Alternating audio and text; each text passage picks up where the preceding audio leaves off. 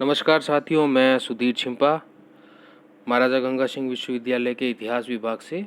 स्वागत है आप सभी का वंशावली द्वितीय सेमेस्टर के इस क्लास के अंदर। और देखिए, पिछली क्लास में हमने जो वीडियो बनाया था उसमें हमने देखा था पेशवाओं के बारे में, और आज का जो वीडियो है उसमें हम देखेंगे आंग्ल मराठा युद्ध के बारे में। देखिए, कुल मिलाकर के 3 जो है वो आंग्ल मराठा युद्ध हुए थे, और आपको आसानी से अगर ये याद रह जाए उसके लिए मैंने एक ट्रिक बनाई है, आप भी इस पर थोड़ा गौर दीजिएगा। देखिए, ट्रिक है सूरपुर तले बड़ा साल, सूरपुर तले बड़ा साल, बसी देवसू मुर्रा NPG बम।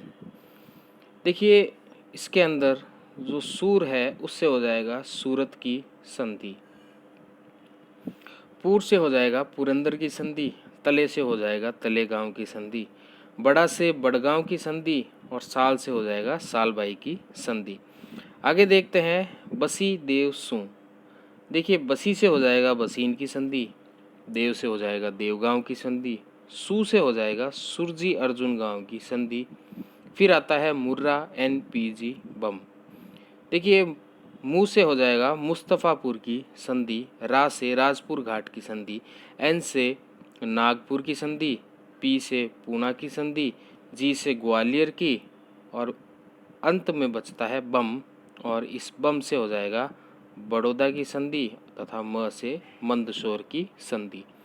इसके जो साल हैं वो अभी हम पूरा डिटेल में करेंगे तो आपको पता चल जाएगा कि किसका कौन सा साल है, लेकिन आपको अच्छे से याद रखने के लिए इस ट्रिक को याद करना होगा जो बड़ी आसान है।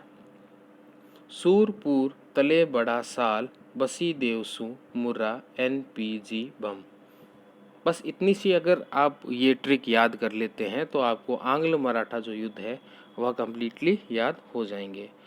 चलो डिटेल में इसको देखते हैं। देखिए, प्रथम जो आंग्ल मराठा युद्ध है वह 1775 से लेकर के 82 तक हुआ था। इसका कारण क्या था? देखिए, कारण इसका था कि पेशवा माधवराव की मृत्यु के बाद उसका जो भाई था नारायण राव वह पेशवा बना, लेकिन उसका चाचा जो था रघुनाथ राव, जिसको राघोबा भी कहते हैं, उसने नारायण राव की हत्या कर दी तथा स्वयं को पेशवा घोषित कर दिया था। अन्य जो मराठा थे वह नहीं चाहते थे कि राघोबा जो है वह पेशवा बने। क्यों? क्योंकि नारायण राव का जो अल्पवयस्क पुत्र था वह लोग चाहते थे कि वह पेशवा बने। तो राघोबा ने क्या है कि सूरत की संधि की। सूरत की संधि जो है वो रघुनाथ राव ने बम्बई के तत्कालीन गवर्नर से की थी। देखिए, जो 3 रेजिडेंसियाँ चलती थी उस समय अंग्रेज़ों की, उसमें जो बम्बई रेजिडेंसी थी उसका जो गवर्नर था उसके साथ रघुनाथ राव अथवा राघोबा ने सूरत की संधि की, तथा अंग्रेज़ों ने राघोबा को पेशवा स्वीकार कर लिया था, और राघोबा ने अंग्रेज़ों को इसके बदले साल सेठ तथा बसीन के द्वीप दे दिए थे। वहीं दूसरी तरफ नाना फडणवीस जो थे उनके नेतृत्व में नारायण राव, जिनकी मृत्यु हो गई थी, उनका जो नवजात पुत्र था माधव राव नारायण राव, उसको पेशवा घोषित कर दिया गया था। और नाना फडणवीस ने अंग्रेजों से पुरंदर की संधि की जो 1776 में हुई थी, और नाना फडणवीस ने उस समय वारेन हेस्टिंग से, जो उस समय गवर्नर जनरल थे। देखिए, राघोबा ने जो संधि की थी सूरत की संधि वह मुंबई के गवर्नर से की थी, जबकि नाना फडणवीस जो संधि कर रहे हैं वह वारेन हेस्टिंग के साथ कर रहे हैं, और वह उस समय भारत के गवर्नर जनरल हैं, उनका पद उनसे बड़ा है। तो इस संधि के तहत, यानी पुरंदर की संधि के तहत, राघोबा को पेंशन देकर के राजनीति से अलग होने के लिए कह दिया गया था, तथा 12 बड़ भाई परिषद का निर्माण किया गया जो माधव राव नारायण राव का संरक्षण घोषित कर दिया गया था। वहीं कंपनी के संचालक जो थे उन्होंने सूरत की संधि को मान्यता दी थी, उन्होंने पुरंदर की संधि को मान्यता नहीं दी थी। आगे हम देखते हैं, बम्बई का जो गवर्नर था उस समय एगर्टन, उसने 1778 में पूना में सेना भेज दी तथा 9 फरवरी 1769 को तलेगांव का युद्ध हुआ। उस युद्ध में नाना फडणवीस, सिंधिया तथा होलकर की संयुक्त सेना ने अंग्रेजों को बुरी तरह से पराजित किया और यह अंग्रेजों की भारत में सबसे बड़ी पराजय थी। हुआ यह कि अंग्रेजों को हारने के बाद मराठों को युद्ध का हर्जाना तक देना पड़ा था। ठीक है, तो ये संधि कौन सी थी? यह थी तलेगांव की संधि जो 1779 को हुई थी। आगे हम देखते हैं अंग्रेजों तथा महाजी सिंधिया के बीच यह संधि हुई थी। तलेगांव की पराजय अंग्रेजों की भारत की सबसे बड़ी और लज्जादायक पराजय थी। आगे हम देखते हैं बड़गांव की संधि। बड़गांव की संधि भी 1779 के अंदर हुई थी। उसके अंदर भी अंग्रेजों ने राघोबा का साथ छोड़ दिया था और महाजी सिंधिया के साथ बड़गांव की संधि हुई थी।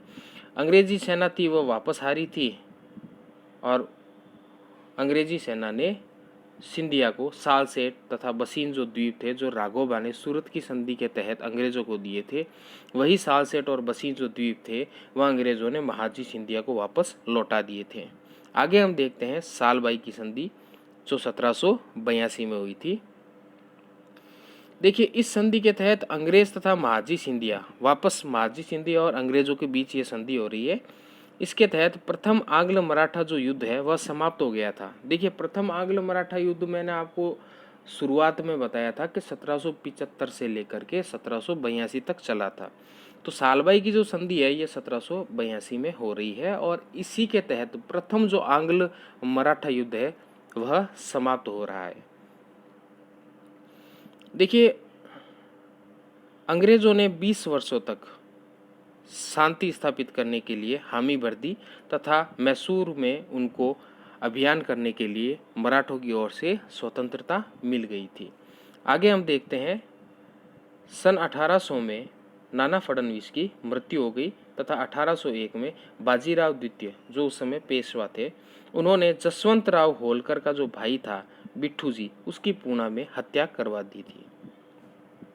आगे हम देखते हैं कि जब होलकर के भाई की हत्या कर दी गई तो होलकर ने पूना पर अधिकार कर लिया। इसी के साथ द्वितीय आंग्ल मराठा युद्ध शुरू हो जाता है जो 1802 से 1804 तक चला था। द्वितीय आंग्ल मराठा जो युद्ध है उसके अंदर प्रथम युद्ध हुआ था और उसी के तहत पहली संधि हुई थी बसीन की संधि। देखिए, जब होलकर ने पूना पर आक्रमण किया तो वहाँ से पेशवा जो है बाजीराव द्वितीय वह भाग करके वेलेजली के पास चला गया और वेलेजली से बसीन की संधि की। यह वेलेजली की सहायक संधि थी और पेशवा ने उसे स्वीकार कर लिया और इस संधि के तहत पेशवा का जो स्वतंत्र अस्तित्व है वह समाप्त हो गया था। एक रॉबर्ट्स है जो कहते हैं कि बसीन की संधि ने कंपनी को दक्षिण भारत में सर्वोच्चता प्रदान कर दी थी। वहीं जो ओवन है वह कहते हैं कि बसीन की संधि ने कंपनी को भारत का साम्राज्य प्रदान कर दिया था। अगली जो संधि द्वितीय आंग्ल मराठा युद्ध के तहत हुई थी वह थी देवगांव की संधि और यह देवगांव की जो संधि है यह 1803 में हुई थी। 1803 में ये जो संधि थी वह अंग्रेजों तथा भोसले के बीच हुई थी और भोसले जो है वो नागपुर में थे, ये सभी को पता है।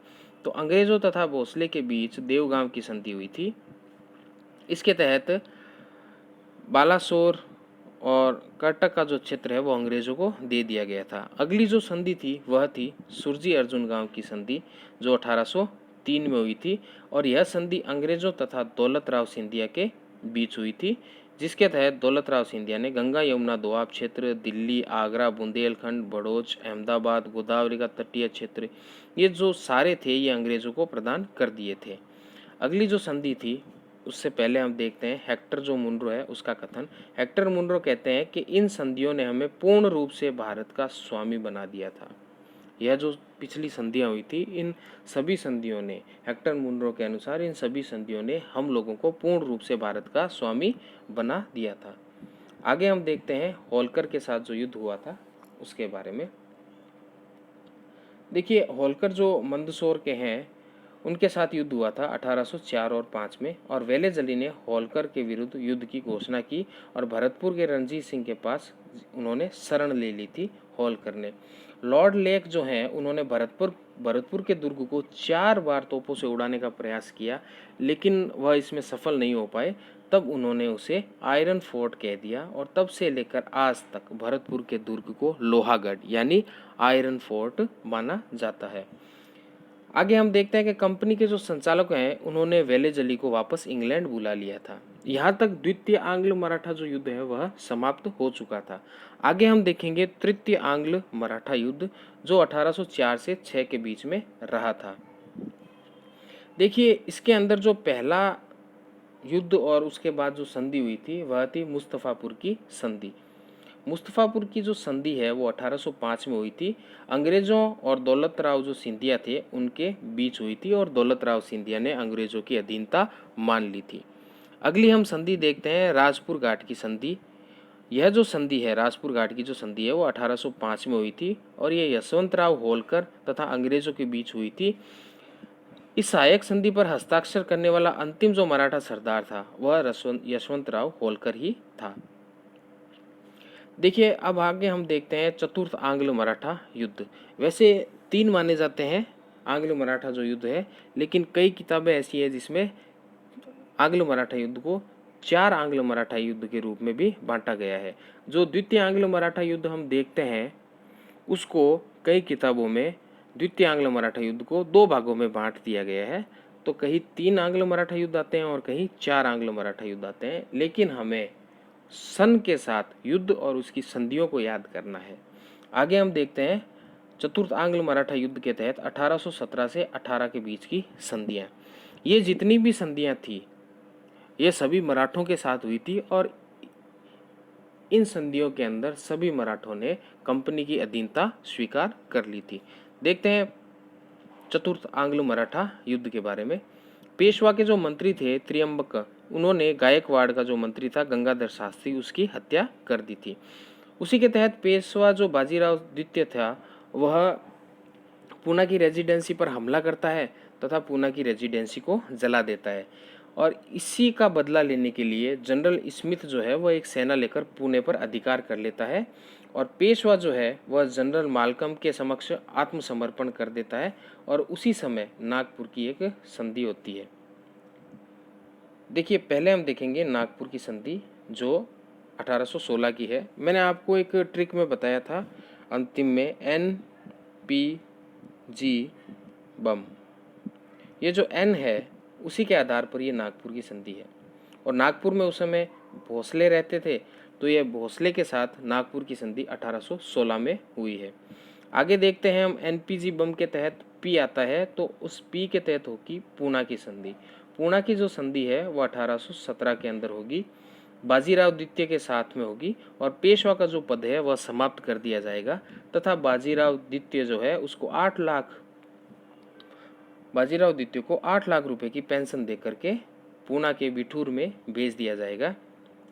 आगे हम देखते हैं जी से आएगा ग्वालियर की संधि और यह जो ग्वालियर की संधि है ये 1818 में दौलत राव सिंधिया के साथ हुई थी और इस संधि के तहत अंग्रेजों को अजमेर प्रदान कर दिया गया था। आगे हम देखते हैं बड़ौदा की संधि। तो बड़ौदा की जो संधि है वह 1818 में हुई थी। यह बड़ौदा के गायकवाड़ के साथ की थी और अंग्रेजों को अहमदाबाद मिल गया था। आगे हम देखते हैं म से मंदसौर की संधि।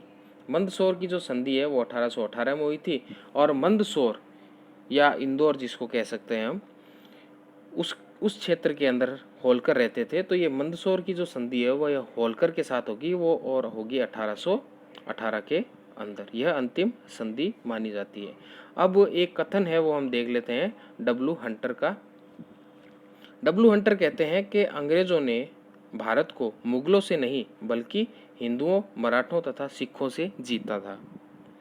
देखिए डब्ल्यू हंटर का ये जो कथन है बहुत महत्वपूर्ण है क्योंकि वह सीधे तौर पर कह रहे हैं कि उस समय मुगल जो है उनकी जड़ें हिल चुकी थी और भारत जो है उसके अंदर प्रतिरोध जो करने वाले थे, अंग्रेज़ों का प्रतिरोध जो करने वाले थे, वह मुख्य रूप से हिंदू, मराठा तथा सिख थे। और अंग्रेज़ों ने हिंदुओं, मराठों और सिखों को हरा करके भारत पर अधिकार किया था, न कि मुगलों को हरा करके। यह कथन है डब्ल्यू हंटर का। देखिए एक बार फिर से ये देख लेते हैं, जो ट्रिक थी उसके अंदर था सूरपुर तले बड़ा साल बसी देवसू मुर्रा एनपीजी बम। सूर से होगी सूरत की संधि, मैंने आपको बताया था राघोबा तथा अंग्रेजों के बीच हुई थी। फिर आपको बताया पूर से पुरंदर की संधि जो नाना फडणवीस तथा अंग्रेजों के बीच हुई। फिर आपको बताया था मैंने तलेगांव की संधि जो सिंधिया तथा अंग्रेजों के बीच हुई। बड़गांव की संधि यह भी सिंधिया और अंग्रेजों के बीच हुई। फिर आपको बताया सालबाई की संधि जो सिंधिया तथा अंग्रेजों के मध्य हुई थी। और यह यहाँ से लेकर के यहाँ तक की जो संधियाँ हैं वह 1775 से लेकर के 82 के मध्य की थी। और यह प्रथम आंग्ल मराठा युद्ध की संधियाँ थी। आगे हम देखते हैं बसीन की संधि जो पेशवा के साथ हुई थी। फिर देवगांव की संधि, फिर सू से सुरजी अर्जुन गांव की संधि, मुँह से मुस्तफ़ापुर की, राज से राजपुर घाट की संधि। उसके बाद एनपीजी बम आता है। उस एनपीजी बम के तहत एन से नागपुर की संधि, पी से पूना की संधि, जी से ग्वालियर की संधि, ब से बड़ौदा की और म से मंदसौर की संधियाँ। यह संधियाँ जो है वह 1816 से लेकर 1818 के मध्य हुई थी। और यह अंतिम आंग्ल मराठा युद्ध था जिसके तहत ये संधियाँ हुई थी। देखिए संधियों से संबंधित और आंग्ल मराठा युद्ध से संबंधित जितने भी नोट्स थे आज हमने ये कंप्लीट किए हैं। इससे संबंधित अगर आपको कोई परेशानी हो, कोई प्रश्न पूछना हो तो आप व्हाट्सएप या मेरे मोबाइल नंबर है उस पर आप संपर्क करके यह पूछ सकते हैं। धन्यवाद।